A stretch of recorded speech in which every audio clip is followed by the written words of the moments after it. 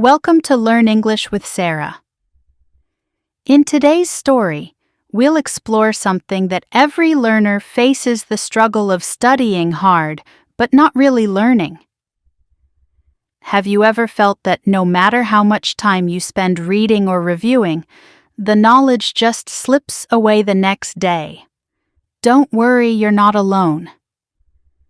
Today's story will show you how to study smarter, not harder, and how a few small changes can completely transform the way your brain learns. Let me tell you a story about Mia, a university student who used to believe that studying meant sitting for hours surrounded by books, highlighting page after page. Every exam season, she would stay up until 2 hours a.m., reading and rereading the same notes. And yet, when the exam started, her mind went completely blank. It wasn't because she didn't care or wasn't intelligent. It was because no one had ever taught her how to learn. One morning, after another sleepless night of studying, Mia sat by her window feeling defeated. "Why can't I remember anything I studied all week?" she whispered. That's when her older brother Ethan, who was training to become a psychologist, noticed her frustration. He smiled and said gently, "You know, Mia, your brain doesn't learn the way you think it does." Those words sparked her curiosity. Ethan explained that reading and highlighting might look like studying, but they often only create the illusion of learning. Your brain remembers things when you interact with them, when you explain, question, or connect ideas, he said. Think of your brain like a muscle. It only grows stronger when you challenge it. That night, Mia decided to try something new. Instead of rereading, she closed her notebook and tried explaining what she had learned out loud in her own words. At first it felt strange, but she soon realized that when she explained a topic, she could remember it more clearly. It was as if her brain suddenly understood what truly mattered.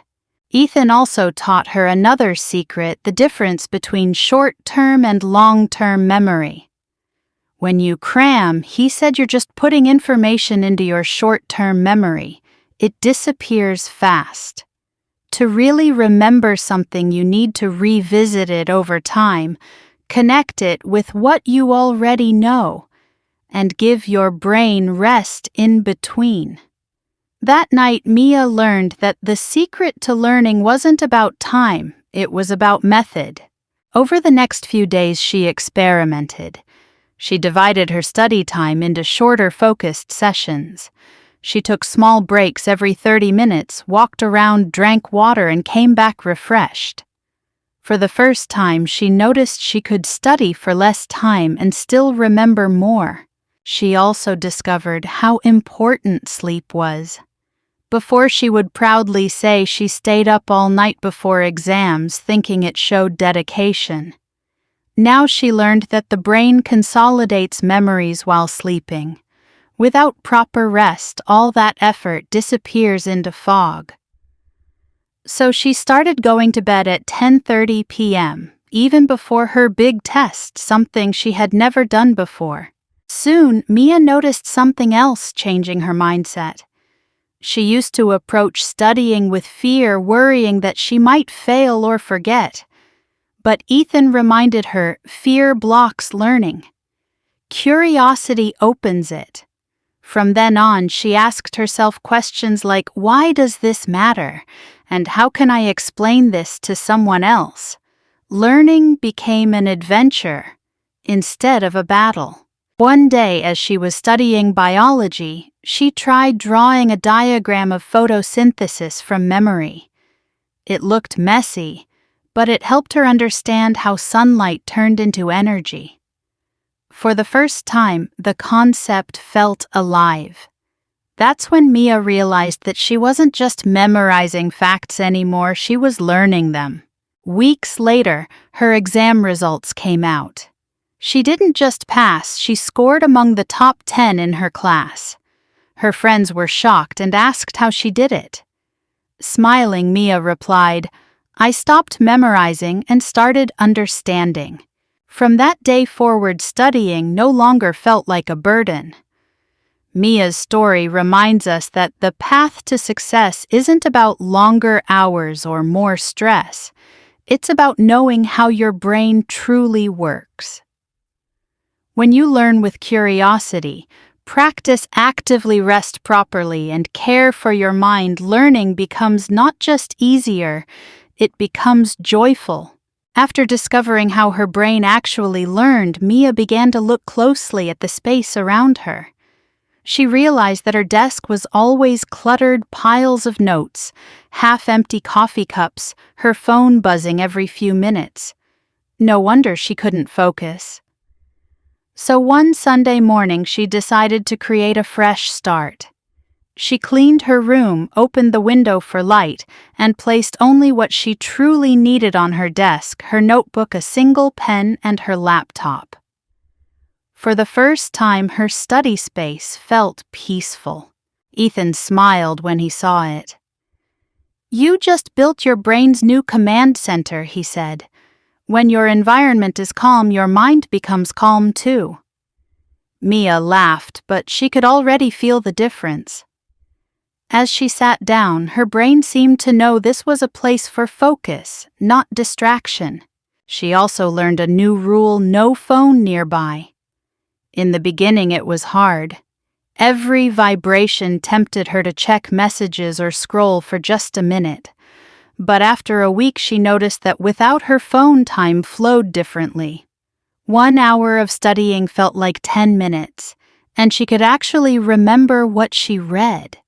She read an article that said it takes more than 20 minutes to regain full focus after even a tiny distraction. That fact changed everything for her. To make studying feel natural, Mia created a simple ritual. Each evening at 7:30 p.m., she would light a small candle, take a few deep breaths, and begin. Over time, that little flame became a signal her body knew it was time to focus. She even noticed that the same music she played quietly in the background helped her brain switch into study mode faster. Her environment was no longer an obstacle. It was an ally. But even with her new space, Mia still struggled with one big problem: time. She always felt there wasn't enough of it. There were classes, group projects, part-time work, and her own life. One day when she complained to Ethan that she couldn't fit everything in, he asked, "Do you ever plan your time, or do you just react to it?" That question stayed in her head for days. So she tried something new: time blocking.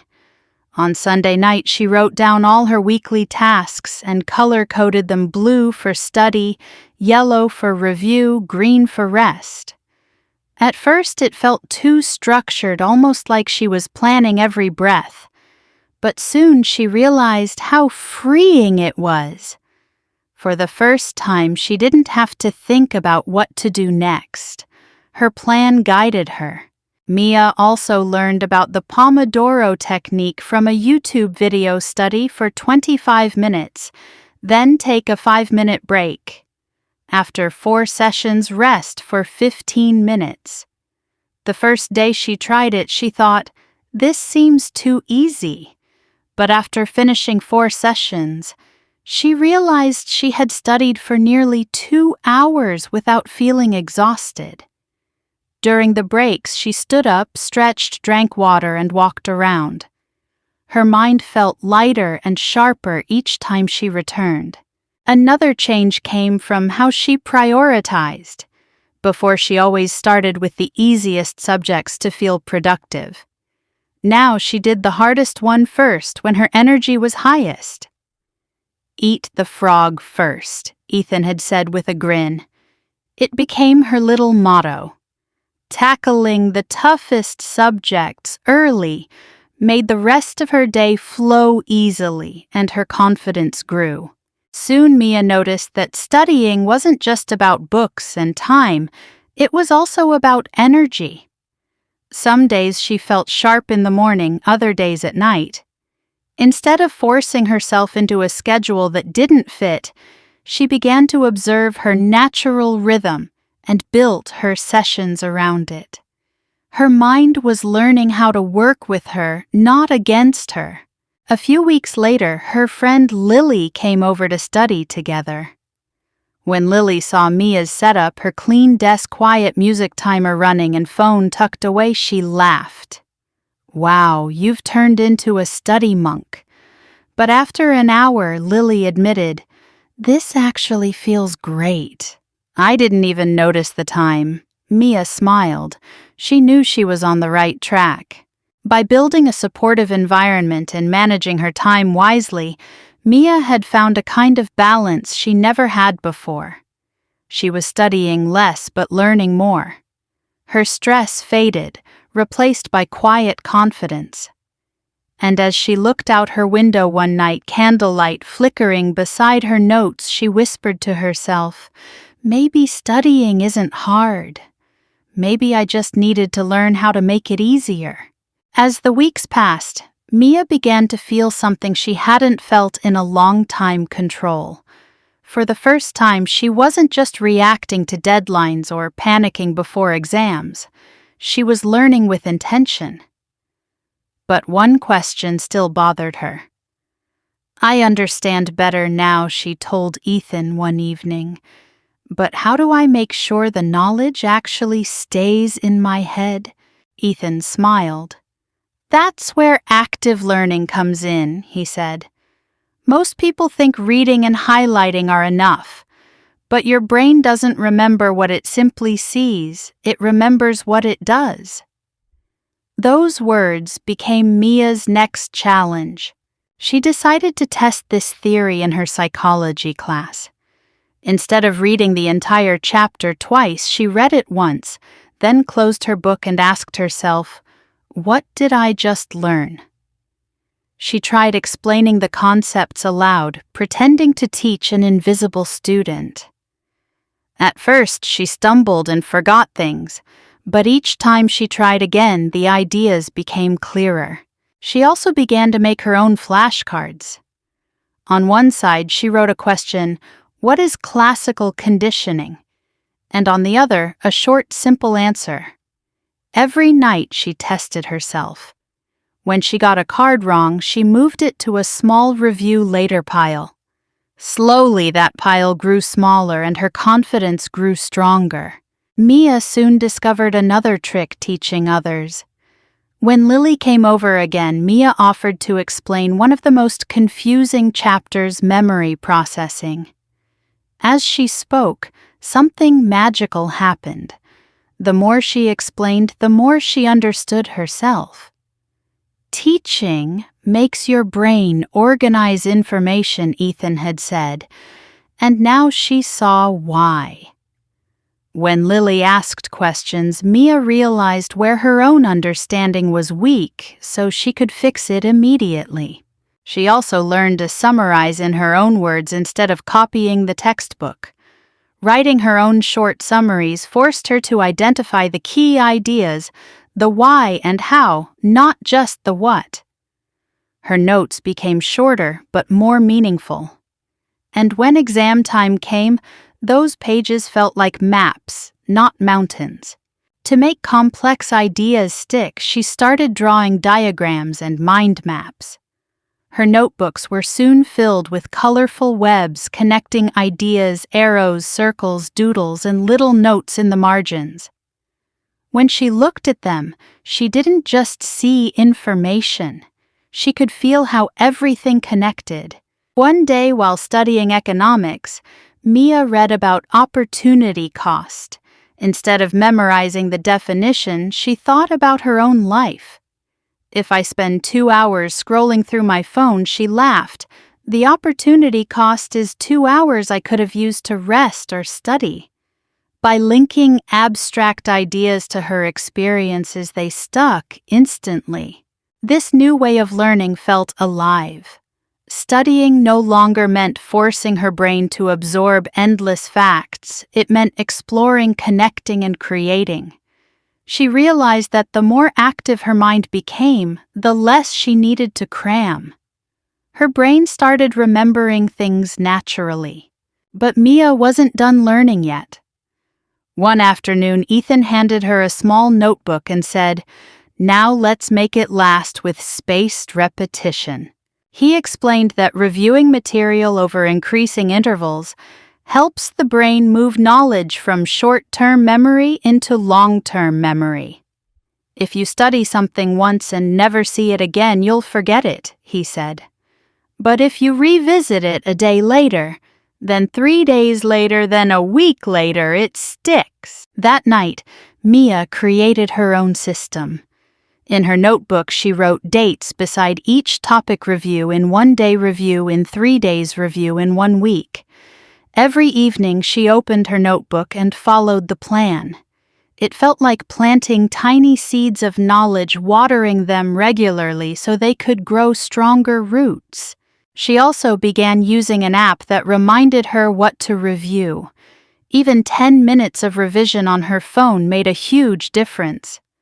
Concepts she once forgot easily now stayed fresh in her mind.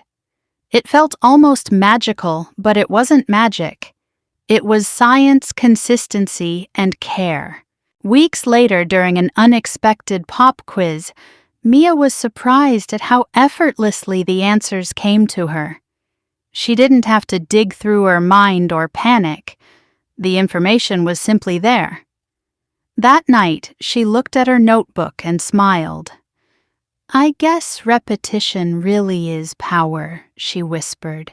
Mia had now learned the golden rule of learning active engagement, and spaced repetition turned short-term effort into long-term mastery. It wasn't about studying for hours. It was about showing up again and again, a few minutes today, a few tomorrow, building knowledge layer by layer until it became part of her. By now, Mia felt unstoppable. Her grades were improving. Her stress was melting away, and for the first time in years, she actually enjoyed learning. But as her exams approached, she noticed a familiar challenge creeping back: distraction. Her phone lit up with messages. Notifications from social media appeared every few minutes. Even the sound of her neighbor's television tempted her attention. One night, she realized she had spent an entire hour scrolling instead of studying. The next morning, Mia sat with Ethan, frustrated. "I know how to study now," she sighed, "but I keep losing focus. It's like my brain just refuses to stay still." Ethan nodded knowingly. "Focus is like a muscle too," he said. "You've trained your memory, your understanding, your habits. Now it's time to train your attention." So Mia started small. She set her phone to silent and placed it in another room during study sessions. She closed all unnecessary tabs on her laptop and turned off notifications. The first few days were difficult. She kept reaching for the phone that wasn't there, her mind restless and uneasy. But slowly, something amazing happened. Silence began to feel comforting. Her thoughts became clearer, her concentration deeper. She began to notice patterns in her focus. Around 8:00 a.m., she felt most alert. By mid-afternoon, her energy dipped, so she adjusted her schedule, doing her hardest subjects in the morning and lighter reviews in the evening. She stopped fighting her natural rhythm and started working with it. Mia also learned the power of short breaks. She followed her Pomodoro timer faithfully: 25 minutes of full focus, then a 5-minute break to stretch or get water. At first, she feared breaks would make her lose momentum, but they did the opposite. After each short pause, her mind returned sharper than before. When distractions tried to creep back in, Mia reminded herself of her purpose. She placed a sticky note on her desk that read, "Focus is freedom." It became her silent mantra. Every time her mind drifted, She looked at the note and gently brought herself back. But not every day was easy. There were moments when she felt tired or unmotivated. On those days, she used what Ethan called the 2-minute rule. She told herself, just start studying for 2 minutes. Most of the time, once she began, she kept going for an hour. Momentum beats motivation, Ethan often said, and Mia now understood how true that was. Still, she wanted to make her study sessions more efficient, so she turned her attention to her notes. She realized her old notebooks were filled with copied paragraphs, beautiful handwriting but little meaning. So she began rewriting them in her own style. She used headings, bullet points, and color-coded highlights. She drew mind maps linking key concepts and wrote small summaries at the bottom of each page. Her notes started to look like miniature blueprints of understanding. To make sure her notes truly helped her remember, she used active recall. She would cover one side of the page and test herself aloud. Sometimes she even recorded her voice explaining a topic and listened while walking to class. Hearing her own explanations made the knowledge sound familiar, as if she were talking to an old friend. Her new system worked wonders. Reviewing notes felt effortless, almost fun. She no longer feared exams, she welcomed them as a chance to see what she had learned. Good notes aren't just words, she realized one evening flipping through her colorful pages. They're conversations with my own mind.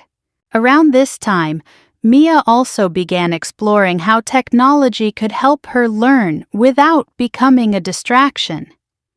She downloaded an app that blocked social media during study hours. She used online flashcard tools to review difficult terms. She even joined an online study group where students from around the world shared summaries and tested each other through video calls. At first, she worried she'd get distracted online again, but she learned to use technology with intention. She stopped using her phone for entertainment during study hours, and instead turned it into a tool for learning. Each notification she had once feared became a reminder from her study app. It's time to review Chapter 5. Technology became her partner, not her enemy.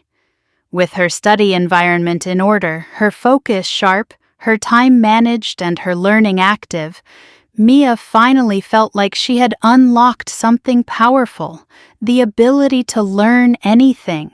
One evening, as she prepared for her final exams, she sat by her candlelit desk, reviewing her notes with calm confidence. The same girl who once stayed up all night panicking was now finished by 9:00 p.m., sipping tea and smiling. I used to think smart people were just born that way, she whispered to herself. Now I see they just learned how to learn. The morning of Mia's final exams arrived. The sky outside was soft and golden, and for the first time in years, she didn't feel panic rushing through her chest. She had slept well-eaten breakfast and even taken a few minutes to breathe quietly before leaving home. Her bag was light, just a notebook, a pen, and her confidence. When she entered the exam hall, her classmates looked anxious, flipping through their notes one last time. But Mia sat calmly, eyes closed, recalling her spaced repetition reviews, her summaries, and the diagrams she had drawn. She could almost see them in her mind, bright and clear. When the papers were handed out, her pen moved smoothly across the page. The questions didn't frighten her anymore. They felt familiar, like revisiting old friends she already knew well. After the exam, she met Ethan for lunch. He smiled as she told him how effortless it felt. "You've come a long way," he said proudly. "But remember, this isn't just about passing tests. You've learned how to learn. That skill will stay with you forever." And he was right. Over the following months, Mia noticed how her new habits spilled into other parts of her life. When she learned a new language, she used active recall and spaced repetition. When she read books, she summarized the main points afterward. Even in conversations, she paid attention, focusing fully instead of multitasking. Learning had become a natural rhythm, a way of living, not a chore. But the biggest transformation wasn't in her study scores. It was in her mindset. She no longer saw challenges as proof of weakness. When something was difficult, she smiled and thought, "My brain is growing." She approached mistakes with curiosity instead of shame. Every failure became feedback, and every lesson a step forward. One rainy afternoon, months after graduation, Mia sat in a cozy cafe with her notebook open. She wasn't studying for an exam anymore. She was planning a workshop to teach others how to study effectively. She wanted to share what she had learned with students who were still trapped in the same exhausting cycle she once lived. When the first class began, she looked at the small group in front of her, nervous faces, tired eyes, and smiled gently. "I used to be just like you," she began. "I thought studying meant pain and pressure. But the truth is, your brain is capable of amazing things if you know how to work with it, not against it."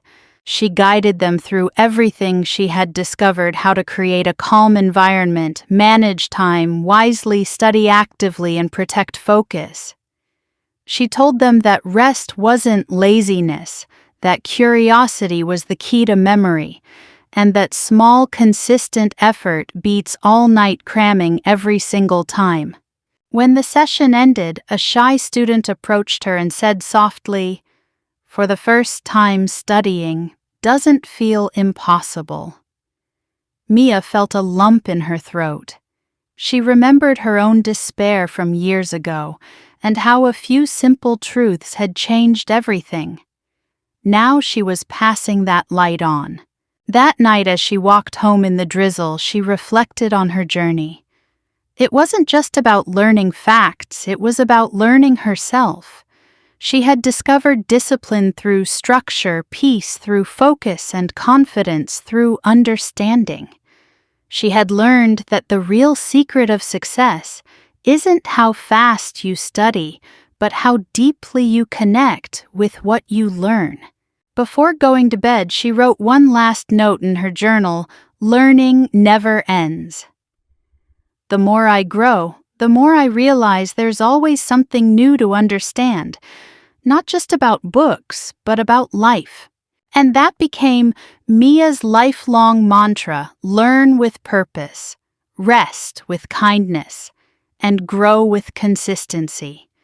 Because learning, like living, is not a race, it's a journey of discovery. So, dear listener, if you've ever struggled the way Mia once did, remember, your brain is capable of more than you think. With the right methods, focus, and mindset, you can transform frustration into progress and effort into mastery. Whether you're studying for exams, learning a new skill, or rebuilding your life, it all begins with the same simple truth: learn smarter, not harder. Thank you so much for listening to this story on Learn English with Sara. I hope it inspires you to build better habits and believe in your own power to grow. If you enjoyed this story, please remember to like, share, and subscribe to our channel for more inspiring English learning stories. And don't forget to leave a comment below. I'd love to hear what lesson spoke to you the most. Keep learning, stay curious, and I'll see you in the next video.